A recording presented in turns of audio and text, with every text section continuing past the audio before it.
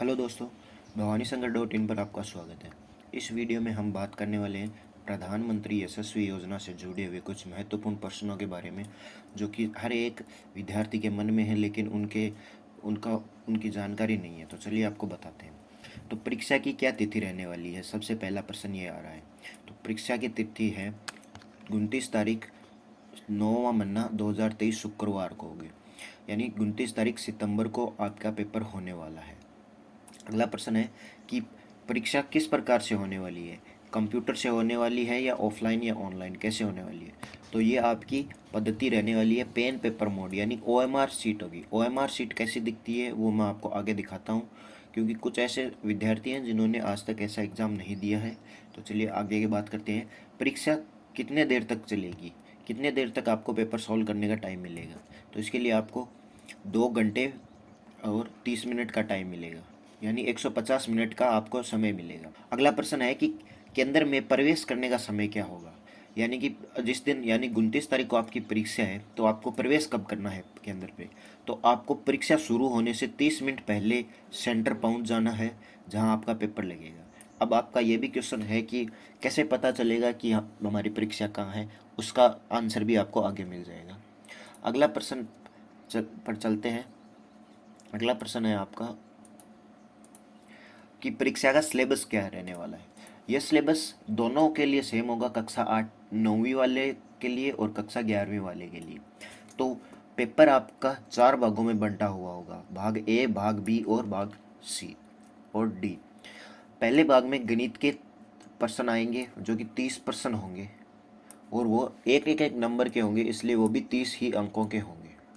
इसी प्रकार दूसरे में विज्ञान आएगी, तीसरे में सामाजिक विज्ञान होगा, और चौथे और अंतिम भाग में सामान्य ज्ञान के प्रश्न आने वाले हैं। ये रहेगा आपका पेपर पैटर्न। इसमें सब में अलग अलग है। आप देख सकते हैं कि गणित में 30 प्रश्न आएंगे, विज्ञान में 25 प्रश्न आएंगे, सामाजिक विज्ञान में वापस 25 आएंगे, और सामान्य ज्ञान में 20 प्रश्न आएंगे। प्रत्येक प्रश्न 1 अंक का होने वाला है। और इसी प्रकार आगे आप देख सकते हैं, कुल प्रश्न 100 आएंगे, और समय कितना मिलेगा इन 100 प्रश्नों को सरल करने के लिए। 2 घंटे और 2.5 घंटे का समय मिलेगा, और ये कुल अंक होंगे 100।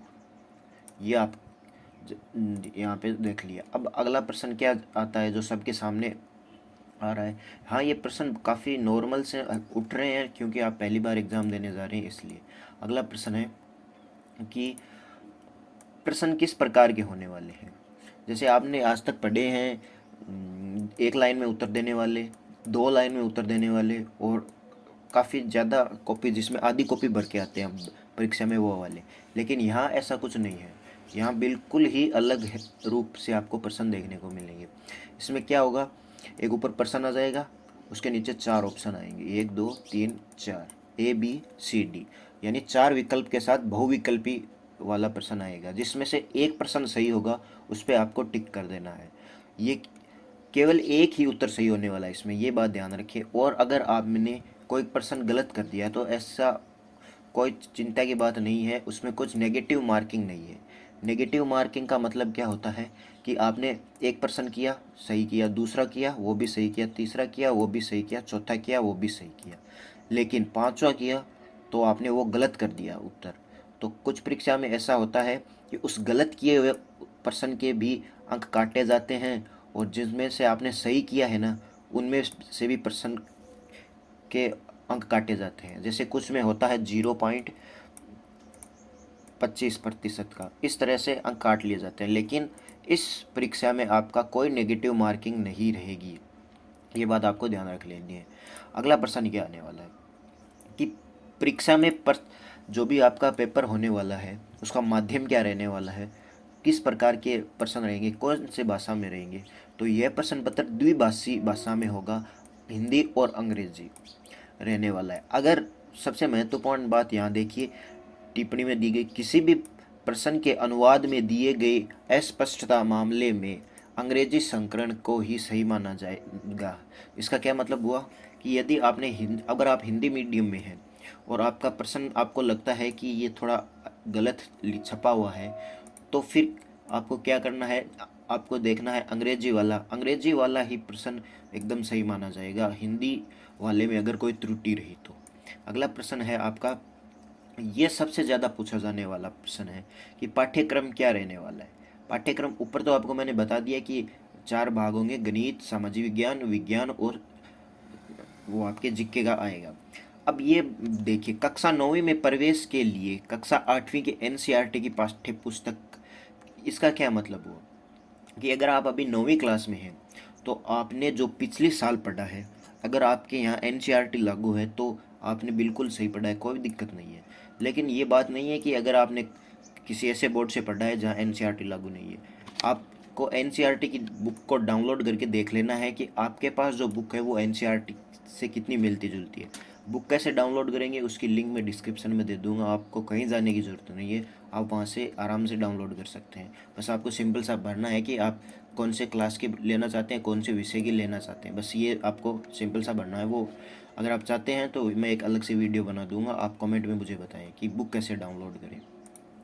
ये प्रश्न आ गए। इसी प्रकार कक्षा 11वीं में प्रवेश लेने वालों के लिए कक्षा 10वीं की किताबें इम्पोर्टेंट हैं। ऐसा नहीं है कि आप कोई दूसरी बुक नहीं खरीद सकते, आप बुक खरीद सकते हैं, अमेज़ोन पे काफ़ी बुक मिलती है। अगर आपके टीचर ने कोई सजेशन दिया है तो आप वो भी खरीद सकते हैं। अगला है प्रवेश पत्र। प्रवेश पत्र क्या होता है ये जान लीजिए, क्योंकि बहुत सारे स्टूडेंट ऐसे हैं जिनका मेरे पास मैसेज आ रहा है कि परीक्षा कब होगी और एडमिट, जो भी एडमिट कार्ड है कहाँ होगी, वो पूछ रहे हैं। तो ये बात आप ध्यान रखें कि अभी तक प्रवेश पत्र की कोई जानकारी नहीं मिली है हमें। पर एक बात मैं आपको बता देता हूँ, परीक्षा से 5 से 7 दिन पहले आपको प्रवेश पत्र देखने को मिल जाएगा। जैसे कि आपकी 29 तारीख को परीक्षा है तो आपको लगभग 20 तारीख के बाद में प्रवेश पत्र डाउनलोड करने का ऑप्शन मिल जाएगा। प्रवेश पत्र कहाँ से डाउनलोड कर सकते हैं? प्रवेश पत्र आप ऑफिशियल वेबसाइट से डाउनलोड कर सकते हैं। जिस दिन प्रवेश पत्र आएंगे उस दिन हम आपको वीडियो बनाकर बता देंगे, तो आपको चिंता करने की कोई ज़रूरत नहीं है। प्रवेश पत्र में ही लिखा होगा कि आपका सेंटर कहाँ आएगा, यानी आपको परीक्षा कहाँ देनी है। तो आगे से ये प्रश्न पूछने का कोई मतलब नहीं रहेगा। चलिए आगे, अब आपको बता देता हूँ मैं कि जब आप पेपर देने जाएं तब आपको क्या क्या चीज़ें साथ में ले जानी है और किन चीज़ों से वर्जित है। तो कोई भी स्टेशनरी वस्तु जैसे पाठ्य सामग्री, मुद्रित लिखित कागज के टुकड़े, plastic pouch, calculator, pen, pencil, writer pad, pen, electronic pen, scanner, इन सभी को नहीं ले जाना है। जैसे आपने बोर्ड की परीक्षा दी है, अगर आप 8वीं, अभी 9वीं में है तो आपने 8वीं की दी होगी, 11वीं में है तो आपने 10वीं की दी होगी, उसमें जिस तरह की चीज़ें ले जानी थी वही सिंपल चीज़ ले जानी है। इसमें कोई भी संचार उपकरण जैसे मोबाइल फ़ोन, ब्लूटूथ, ईयरफोन, ये हेड बैंड, ये नहीं ले जाना है। अन्य सामग्री जैसे बटुआ, काले चश्मे, हैंडबैग, ब्लेड, टोपी, इन्हें भी नहीं ले जाना है आपको। कोई भी घड़ी या कलाई घड़ी, ब्रेसलेट, कैमरा नहीं ले जाना है आपको। कोई भी आभूषण या धातु की वस्तु आपको नहीं पहन कर जानी है। अगला प्रश्न है कि कोई भी खाद्य पदार्थ या पैकेट साथ में नहीं लेके जाना है। आपको ज़्यादा भूख नहीं लगेगी वहाँ, अगर ऐसा डर लगता है कि आपको भूख लग रही है तो आप पहले ही परीक्षा से पहले कुछ खा कर बैठें, जिससे आपका पेपर भी काफ़ी अच्छा होगा। अगला है कि कोई भी कैमरा, ब्लूटूथ डिवाइस आदि जैसे उपकरण को छिपाकर अनुवांछित साधनों के इस्तेमाल किया जाएगा तो वो वस्तु भी आपको नहीं ले जानी है। ये बात आपको ध्यान रखनी है। मतलब आपने जो बोर्ड में ध्यान दिया था ना, वही ध्यान यहाँ देना है। आपको सिर्फ अपनी एक पेन लेके जानी है, वो ही लेनी है। इसके लिए एक अलग से वीडियो मैं बना दूंगा। अगर आप कमेंट में बताएंगे कि आपको क्या चीज़ें ले जानी है, कितने बजे जाना है, किस तरह से वहाँ पेपर होने वाला है, इन सभी की जानकारी मैं आपको अलग से वीडियो में दे दूँगा। लेकिन वो अभी नहीं मिलेगा आपको, वो मिलेगा आपको परीक्षा के एकदम नज़दीक 5-7 दिन पहले, क्योंकि वो उसी दिन ज़रूरी है, अभी कोई ज़रूरी नहीं। अब चलिए बात कर लेते हैं। लोगों का मैसेज आ रहा है बुक कौन सी ले, कैसी ले।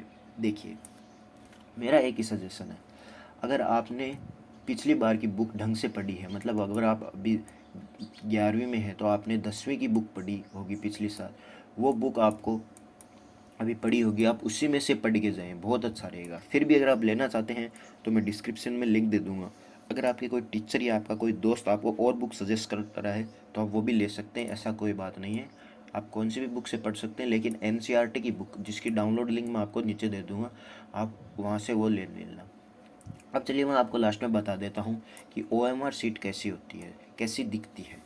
तो देखिए कुछ ऐसी ऐसी ओएमआर सीट होती है जो कि आपके सामने है।